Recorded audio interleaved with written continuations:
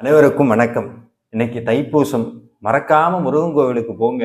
முருகனை கண்குளிர பாருங்க.